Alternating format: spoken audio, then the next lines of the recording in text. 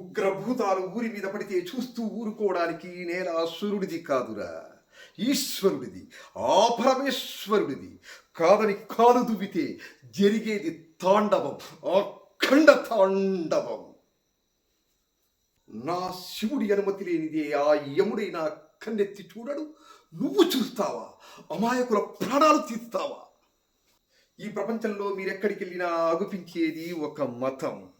ఈ దేశంలో ఎటు చూసినా మీకు కనిపించేది ఒక ధర్మం, సనాతన హైందవ ధర్మం. దేశం జోలికొస్తే మీరు దండిస్తారు, అదే ధర్మం జోలికొస్తే మేము ఖండిస్తాం. మీ భాషలో చెప్పాలంటే సర్జికల్ స్ట్రైక్. ఇప్పటి వరకు ప్రపంచ పటంలో నా దేశ రూపాన్ని మాత్రమే చూసుంటావు. ఎప్పుడు ఈ దేశ విశ్వరూపాన్ని చూసుంటావు. ఒక్కసారి మేము లేచి శబ్దం చేస్తే ఇక ఈ ప్రపంచమే నిశ్శబ్దం. కొండల్లో తొండల్ని పట్టుకుని తిని బ్రతికే మీరెక్కడా?